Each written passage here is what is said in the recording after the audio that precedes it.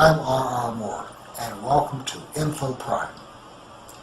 Here, I hope to provide you with information not normally available, or at least enhance your understanding on a wide variety of topics. This installment offers information on Welcome to the United States of America, The Real History, Episode 2. Did Abraham Lincoln and his Emancipation Proclamation really free the slaves? Well, of course that's true. That's what we learned in school, right? Well, let's just take a little closer look. President Abraham Lincoln is generally considered one of our greatest presidents. He is best known, as we learned in school, for preserving the Union and freeing the slaves. Preserving the Union while he was president was foremost in his mind at all times. But was freeing the slaves? Well, let's take a look. Here's a quote from Abraham Lincoln. "My paramount object in this struggle is to save the Union, and it is not either to save or to destroy slavery. And it is found in nearly all the published speeches of him who now addresses you. I do but quote from one of these speeches when I declare that I have no purpose, directly or indirectly, to interfere with the institution of slavery in the states where it exists." He didn't believe he had a right to do that. Now, Abraham Lincoln, throughout his entire life, was an avid abolitionist. He hated slavery, wanted to see it disappear. But during this period, saving the Union was his prime focus. So what really was the Emancipation Proclamation, and what did it do? It may come as a surprise and even a shock to many, but the Emancipation Proclamation freed not one single slave, and, in fact, could not have done so. Let's take a look at a timeline of the era to explain. In 1854, the Republican Party was formed as an anti-slavery party.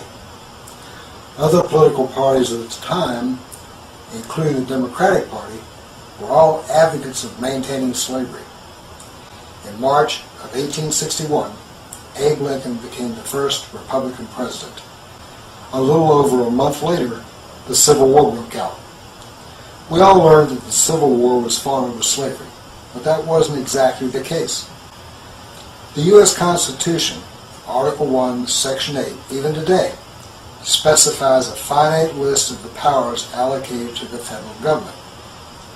Anything not in that list was left to the states to figure out, or this was called states' rights.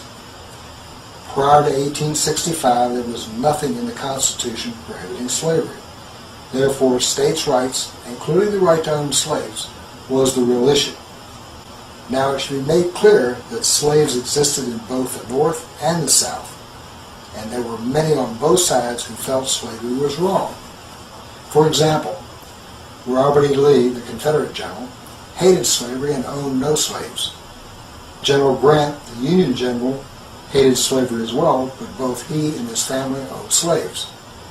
Slavery was a matter of economics. By and large, citizens of the U.S. at that time did not want to or wouldn't do the work on the farms at the pay offered. This is akin to today, where illegal immigrants are needed to do the work that Americans will not do at a pay rate below what Americans will accept.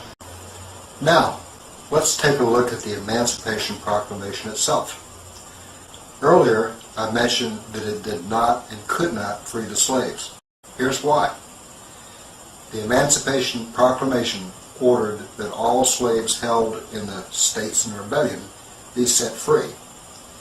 As seen in gray on the map, those were the Confederate states, or the South. It said nothing about slaves that were held in the North.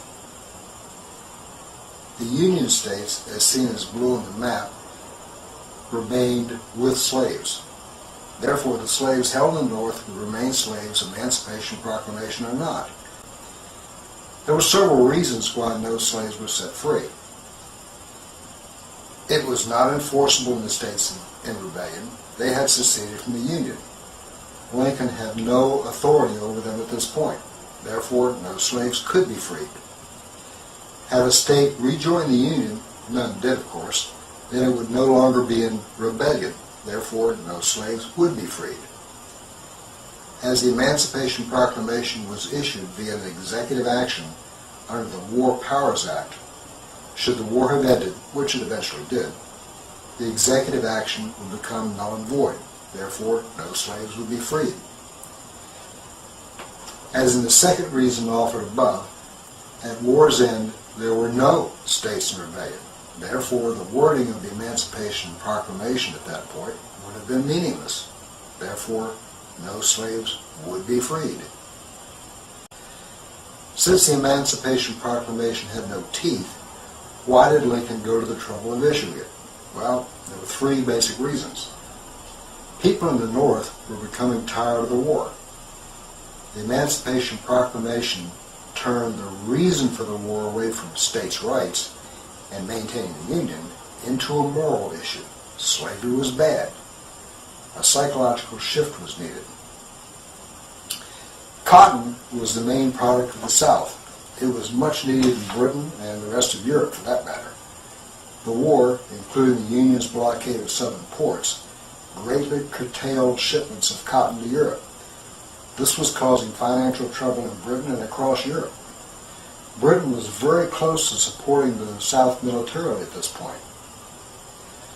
Up until the Battle of Antietam, a short time before the Emancipation Proclamation was issued, the North had lost most of the battles. But the Battle of Antietam changed the course of the war. Lincoln could ill afford Britain to join forces with the South. It would have meant certain defeat. At the same time, Britain had moved against slavery, both politically and morally. The Emancipation Proclamation sent the same moral issue across the pond as it did here at home. The British people protested against supporting the South, cotton or no cotton. Britain elected not to support the South. And finally, it encouraged Negroes, the term used in those days, to fight for the Union. It gave them hope. The Civil War ended a mere 6 days before Lincoln was shot and killed. He never lived to see his lifelong dream of the abolishment of slavery come to pass. That would come some 8 months later with the ratification of the 13th Amendment to our Constitution, forever abolishing slavery. Until that happened, the slaves in the North remained slaves. Hi again. I hope this installment has been beneficial to you, and thanks for watching.